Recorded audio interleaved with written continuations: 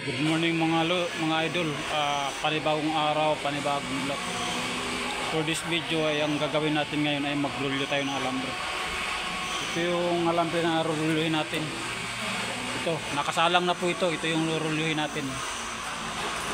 Ang gamit natin ay makina, automatic to. Ang oras natin ay 7:40 na ng umaga mga lods. Ito yung gagamitin natin na makina. Ito nga pala yung ginagamit sa mga poultry farm, yung paitlogan ng mga manok, yung sa layer. Ang ginagawa po nito ni welding, pagkatapos po galvanize para matibay po yung mga alambre, para matagal masira. Ito mga lods, samahan nyo po akong magrulyo tayo ng alambre. At pasensya na po kayo kasi medyo maingay yung gamit nating makina kasi automatic kasi ito.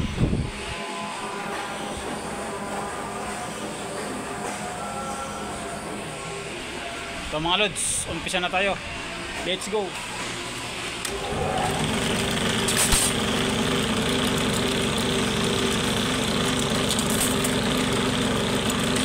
Ayan po,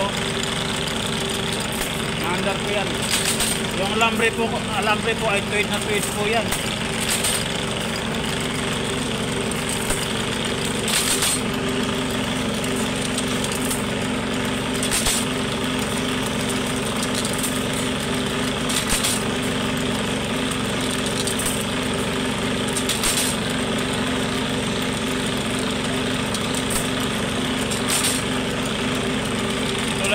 Ito po yung ginagawa ko pag hindi nag-welding, nagrulyo ng mga alambre po.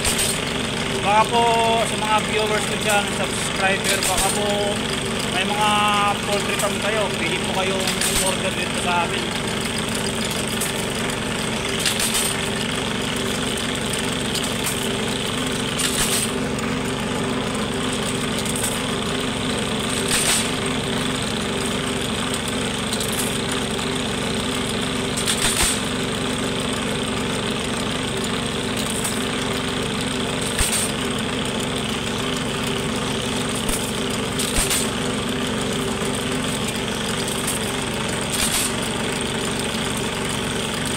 Balik po yung isang rolyo bago matapos, siguro po mga kulang-kulang isang oras po bago matapos. Kasi nasa 200 kilo po isang rolyo.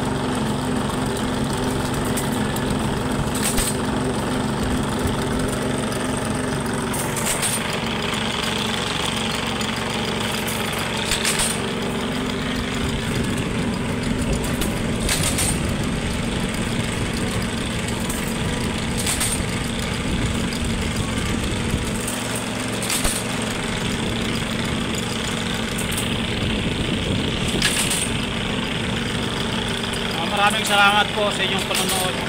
Hanggang dito lang po ang ating vlog. Huwag pong kalimutan mag-subscribe po sa aking YouTube channel. Thank you po.